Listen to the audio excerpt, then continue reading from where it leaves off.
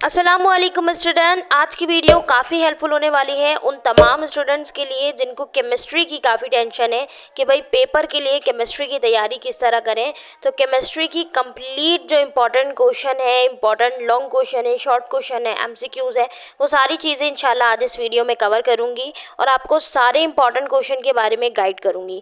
तो ये video last तक ज़रूर देखिएगा क्योंकि ये वीडियो आपके लिए काफ़ी हेल्पफुल होने वाली है। इसके साथ ही सेक्शन ए, सेक्शन बी और सेक्शन सी में किस तरीके से क्वेश्चन पूछे जाएंगे, ये तमाम चीज़ें भी मैंने गाइड की है। पूरी बुक में हर चैप्टर में मोस्ट इंपॉर्टेंट टॉपिक मैंने हाईलाइट करवाए, मार्क करवाए। तो ये वीडियो आपके लिए बहुत हेल्पफुल होने वाली है। So without wasting further time हम स्टार्ट करते हैं चैप्टर नंबर 1 से।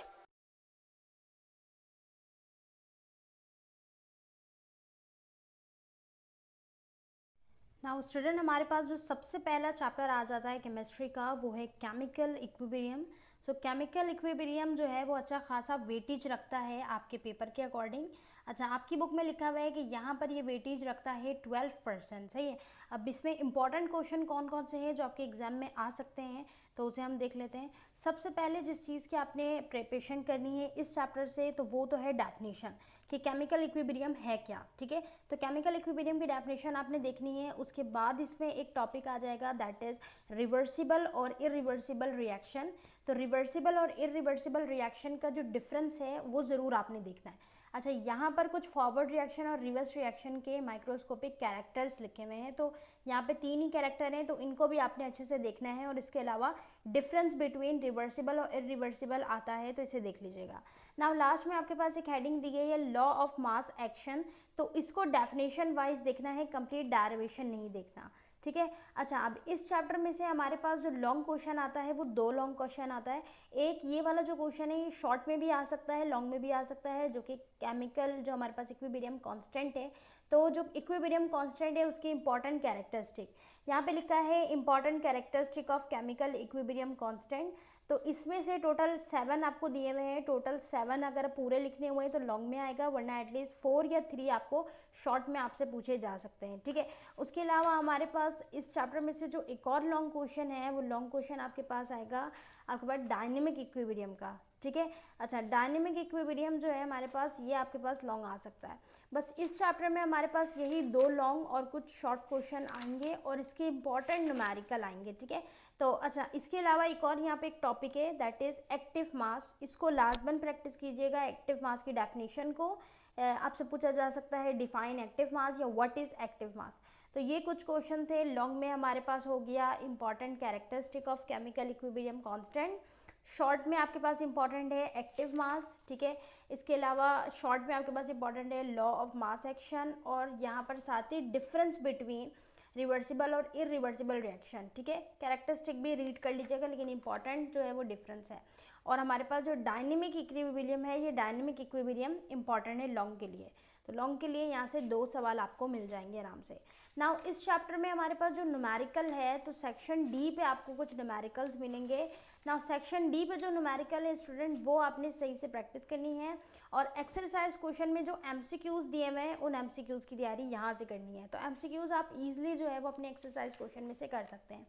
नाउ हम बात करें न्यूमेरिकल की, तो न्यूमेरिकल जो हमारे पास सेक्शन डी में मौजूद है, ये सेक्शन डी का न्यूमेरिकल जो है ना, इसकी अच्छे से प्रैक्टिस करनी है। 3 ही न्यूमेरिकल दिए हुए हैं, तो अगर आप इसकी प्रैक्टिस करोगे और वैल्यू चेंज करके भी आया तो आप इजीली अटेम्प्ट कर पाओगे। सही है, तो कॉन्सेप्ट आपने यहाँ से लेना है। इसकी कंप्लीट इन डिटेल वीडियो मौजूद है, तो आप जो है ना वो सर्च करके इसलिए वहाँ से प्रैक्टिस कर सकते हो। ठीक है।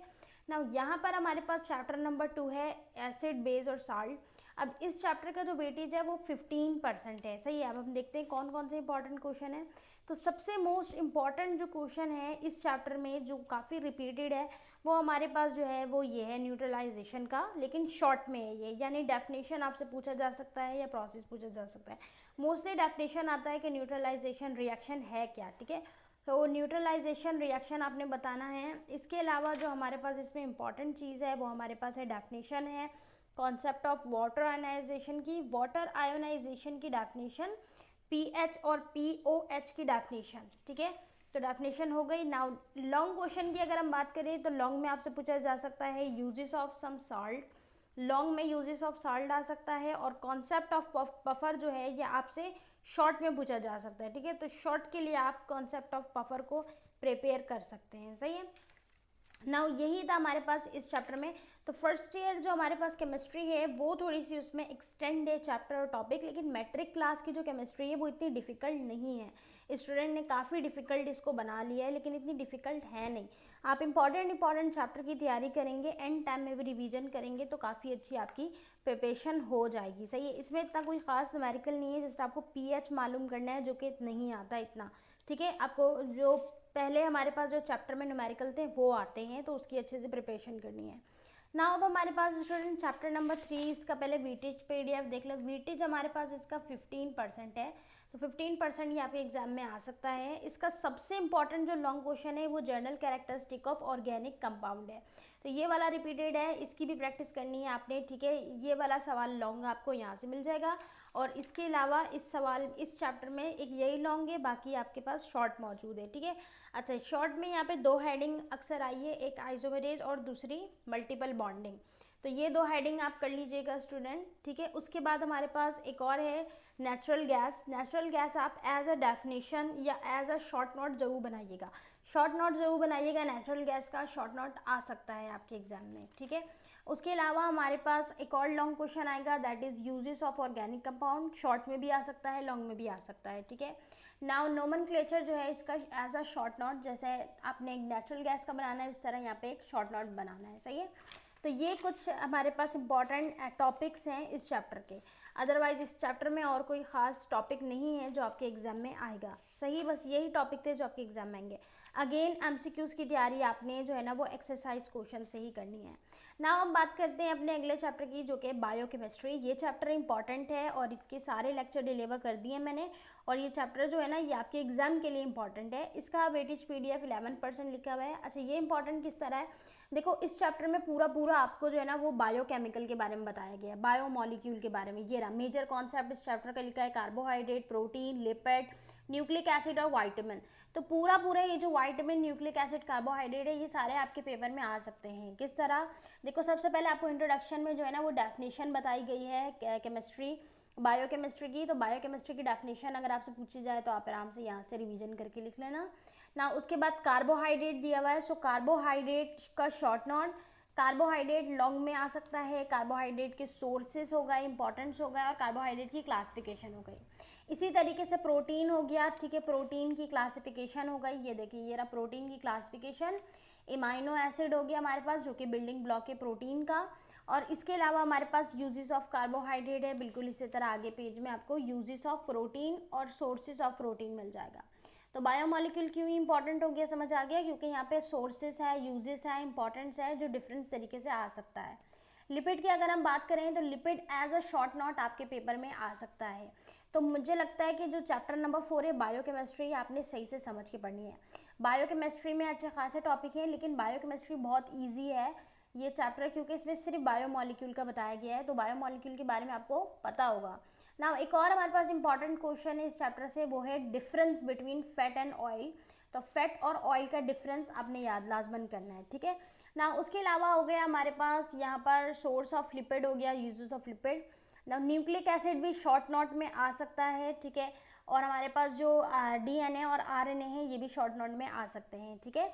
अच्छा, डीएनए और आरएनए के आगे एक डायग्राम है, structure of DNA, structure of RNA, तो ये इतनी इंपॉर्टेंट नहीं है। लेकिन अगर आप जब शॉर्ट नोट करें ना और मार्क्स के अकॉर्डिंग, आपने देखा कि मार्क्स ज़्यादा है, तो फिर नीचे आप पेंसिल से एक डायग्राम इस तरीके की ड्रॉ कर लीजिएगा। सही है। इतने ज़्यादा लेबलिंग भी नहीं आसान है। वाइटामिन नहीं आता, लेकिन उनकी जो टाइप है, यानी वाटर सॉल्युबल वाइटामिन और फैट सॉल्युबल वाइटामिन, ये दोनों आते हैं। ठीक है। इन दोनों के दरमियान डिफरेंस की प्रैक्टिस भी कीजिएगा। ये वाला जो आपके पास टेबल मौजूद है ना, वाइटामिन का सोर्स, इंपॉर्टेंट और डेफिशिएंसी का, ये बड़ा इंपॉर्टेंट है, क्योंकि इसमें से अच्छे खासे एमसीक्यूज आप बना सकते हैं और इसमें से एमसीक्यूज आ भी सकते हैं। ठीक है। तो ये हमारा चैप्टर हो गया डन। नाउ स्टूडेंट, एमसीक्यूज आपने अगेन एक्सरसाइज क्वेश्चन से करनी है, और एक बार ये वाला एक्सरसाइज क्वेश्चन भी देख लेना है। सही है, ताकि आपको आइडिया हो जाए ना। उसके बाद हमारे पास चैप्टर नंबर 5 है, जो कि वेटेज रखता है 10%। तो देखते हैं इसमें कौन कौन से टॉपिक हैं। सबसे पहला जो क्वेश्चन शॉर्ट में आ सकता है वो है व्हाट इज एटमॉस्फेयर, तो एटमॉस्फेयर की डेफिनेशन। उसके अलावा हमारे पास लेयर्स ऑफ एटमॉस्फेयर है, तो ये इतना इंपॉर्टेंट नहीं है, एमसीक्यूज के लिए आप एक बार इसे रीड कर लीजिएगा। लेकिन ये जो आपके पास टॉपिक दिया हुआ है डिफरेंस बिटवीन जो ट्रोपोस्फीयर और स्ट्रेटोस्फीयर है, ये आपने लाजमन याद करना है, ये इंपॉर्टेंट है। इसमें जो डिफरेंस है, ये डिफरेंस आपने लाजमन इस चैप्टर से पढ़ना है, ठीक है। इसके अलावा हमारे पास एक एयर पॉल्यूशन, ये अब जो हाईलाइट किया हुआ है, ये एमसीक्यूज के लिए आप इसको एक बार अपनी बुक में भी हाईलाइट कर लें, एमसीक्यूज के लिए आपको हेल्प करेगा ना। उसके अलावा हमारे पास जो टॉपिक दिया हुआ है एसिड रेन और उसके इफेक्ट की, तो ये आपको एज अ शॉर्ट क्वेश्चन आ सकता है। और साथ ही अगर हम इसके इफेक्ट्स की बात करें तो इफेक्ट अलग से भी आ सकता है और साथ भी इससे पूछा जा सकता है, यानी एक क्वेश्चन में दो चीज़ें पूछी जा सकती हैं और अलग अलग करके भी पूछा जा सकता है, ठीक है। शॉर्ट में होगा तो 3-4 पॉइंट आप बना के आराम से लिख सकते हैं। उसके अलावा ओजोन जो फॉर्मेंटेशन है इतनी इंपॉर्टेंट तो नहीं है, लेकिन शॉर्ट में एज ए शॉर्ट क्वेश्चन अगर पूछा जाए तो आप इसे लिख लीजिएगा, सही है, समझ कर लिखना है, इतना रट्टा लगाने की इसमें ज़रूरत भी नहीं है ना। उसके अलावा एक और हमारे पास जो हेडिंग है दैट इज़ ग्लोबल वार्मिंग यानी ग्रीन हाउस इफेक्ट। इसमें जो है ना ज़्यादातर आपको वो दी गई है कि कितने % मेंटेन रखेगा, तो ये एमसीक्यूज के लिए इंपॉर्टेंट है। इससे ऊपर जो एक टॉपिक है ओजोन डिप्लीकेशन की जो इफेक्ट है, इसको एक बार अच्छे से पढ़ लीजिएगा, सही है स्टूडेंट ना। उसके बाद हमारे पास एक और हेडिंग आ जाती है इसकी ग्लोबल वार्मिंग के इफेक्ट की, तो इसको भी एक बार आपने पॉइंट वाइज देख लेना है। तो ये कुछ इंपॉर्टेंट टॉपिक हैं चैप्टर्स के, जो मैं आपको जल्दी जल्दी इंपॉर्टेंट टॉपिक बता रही हूँ ताकि आप अपनी बुक में हाईलाइट कर लें।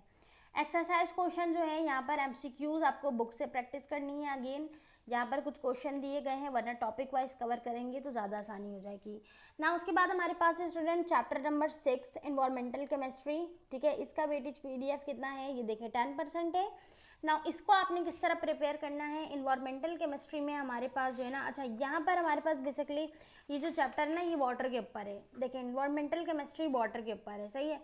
अब अगर हम इसमें देखें तो आपने इसमें कौन कौन से हेडिंग को करना है, सबसे पहला आपके पास आ जाएगा इंपॉर्टेंस ऑफ वाटर, सही, इस वाले टॉपिक को करना है। उसके अलावा आपके पास है प्रॉपर्टीज ऑफ वाटर, इस वाले को करना है, बस ये दो यहाँ से इंपॉर्टेंट है। और उसके बाद आपको मिल जाएगा एक heading that is soft water और हार्ड वाटर, तो इनके दरमियान डिफरेंस, ठीक है, सॉफ्ट वाटर और हार्ड वाटर के दरमियान डिफरेंस। अब तक 3 डिफरेंस हो गए, फैट ऑयल हो गया, ठीक है, उसके अलावा रिवर्सिबल इरिवर्सिबल हो गया, वाटर सॉल्युबल वाइटामिन था, और उसके अलावा फैट सॉल्युबल वाइटामिन था, इनका डिफरेंस, और एक ये सॉफ्ट और हार्ड वाटर का डिफरेंस, ठीक है। तो ये हमारे पास बस अब तक ये टॉपिक थे जो इम्पोर्टेंट थे। और इसके अलावा इस चैप्टर में आपको इंडस्ट्रियल वेस्ट थोड़ा सा पढ़ के जाना है, हेल्प करेगा आपको। बाकी इस चैप्टर में इतना कोई ख़ास चीज़ें अहम नहीं है। इसके अलावा आपके पास है chapter number 7 that is analytical chemistry. तो एनालिटिकल केमिस्ट्री में आपके पास सबसे पहली हेडिंग है क्वांटिटेटिव, जो क्वालिटेटिव एनालिसिस है और क्वांटिटेटिव है। तो इन दोनों को दो तरीके से देखना है, एक डेफिनेशन वाइज, दूसरा डिफरेंस वाइज, कि क्वालिटेटिव और क्वांटिटेटिव एनालिसिस किस तरह किया जाता है, डेफिनेशन और दरमियान में डिफरेंस क्या है इनके, सही। यहाँ से बस ये दो छोटे छोटे टॉपिक इंपॉर्टेंट थे इस चैप्टर से, और इसके अलावा इस चैप्टर में हमारे पास इतना कोई इंपॉर्टेंट टॉपिक मौजूद नहीं है, सही। लॉन्ग की अगर हम बात करें तो इस चैप्टर से तो कोई लॉन्ग नहीं बनता, निकल रहा है इस चैप्टर से कोई नहीं है। मैंने रिपीटेड क्वेश्चन भी देखे हैं, सही, और आपकी एक्सरसाइज क्वेश्चन भी देखे हैं, तो उसके अकॉर्डिंग इसमें से कोई लॉन्ग नहीं आएगा ना। यहाँ पर आपको एक और टॉपिक दिया है distinguish between classical and instrument method, तो इन दोनों के डिफरेंसेस आपने देखने हैं, ठीक है। बुक में ही डिफरेंस बना हुआ है, तो यहीं से प्रैक्टिस कर लीजिएगा, ये आ सकता है, यहाँ से कोई लॉन्ग क्वेश्चन नहीं है। अगेन एमसीक्यूज एक्सरसाइज से देख लीजिएगा और टॉपिक वाइज भी। इसके अलावा हमारे पास लास्ट चैप्टर जो है वो है इंडस्ट्रियल केमिस्ट्री, इसका वेटेज है 15%। और इसमें देख लेते हैं, इसमें दो लॉन्ग क्वेश्चन आपको मिलेंगे। सबसे पहले शॉर्ट की बात करें तो एक आप हमारे पास जो हमारे पास प्रोसेस है प्रिपरेशन ऑफ सोप, ठीक है, ये आपके पास शॉर्ट क्वेश्चन में आ सकता है, यानी आपसे प्रोसेस पूछा जा सकता है, डिफाइन या इस तरह करके व्हाट इज स्पॉनिफिकेशन या डिफाइन प्रिपरेशन ऑफ सोप, तो आप इजीली शॉर्ट में लिख सकते हैं।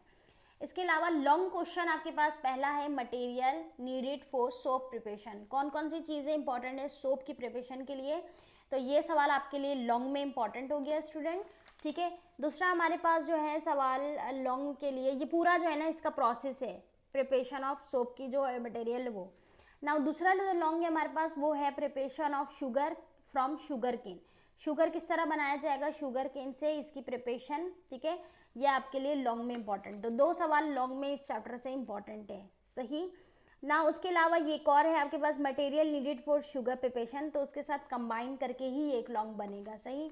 तो ये हमारे पास अब तक के जो है ना वो इन पूरे तमाम चैप्टर में यही क्वेश्चन थे जो इंपॉर्टेंट थे। बाकी ये देखें कोई भी इतना इम्पोर्टेंट नहीं है। सही, तो ये आप अगेन एक बार वीडियो को जल्दी से देख लीजिएगा कि इसमें कौन कौन से मैंने पूरे चैप्टर, पूरी बुक यानी कि इस पूरी बुक में चैप्टर 1 से लेकर चैप्टर 8 तक मैंने आपको सारे इंपॉर्टेंट क्वेश्चन बताए हैं।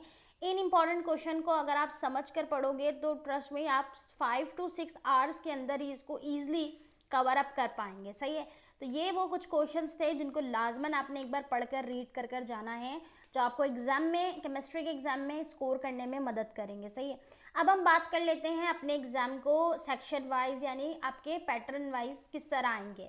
तो पहला जो आपका पेपर सेक्शन होता है पेपर में, सेक्शन ए, वो सेक्शन ए एमसीक्यूज का होता है, राइट। तो एमसीक्यूज मोस्टली आपके कहाँ से बनते हैं, आपके एक्सरसाइज क्वेश्चन से ही बनते हैं।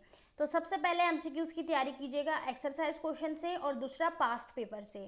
सही, जब आप शॉर्ट क्वेश्चन और लॉन्ग क्वेश्चन की तैयारी करेंगे तो फिर उसमें भी काफ़ी एमसीक्यूज आपको आइडिया हो जाएगा। सही है, तो सेक्शन ए तो हमारा क्लियर हो गया कि हम एक्सरसाइज क्वेश्चन और पास्ट पेपर को रीड करेंगे तो एमसीक्यूज इंशाल्लाह हो जाएगा। ठीक है, ना बात करते हैं सेक्शन बी की। तो सेक्शन बी में आपको 3 तरीके के सवाल पूछे जाएंगे।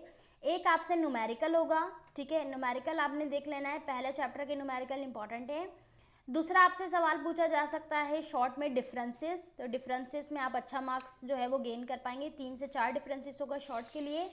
और स्टूडेंट आपके लिए आपके पास जो तीसरी जो क्वेश्चन का जो पैटर्न है सेक्शन बी के लिए, वो आपके पास जो है ना वो रीजनिंग है। और रीजनिंग या नॉन रीजनिंग देखें तो वो इस तरह डायरेक्ट होगा, यानी शॉर्ट, ये डिफाइन या व्हाट इज या हाउ, इस तरीके से क्वेश्चन होगा सेक्शन बी में। अगर हम बात करें सेक्शन सी की, तो चंद क्वेश्चन है हर चैप्टर में से जो मैंने आपको बता दिया।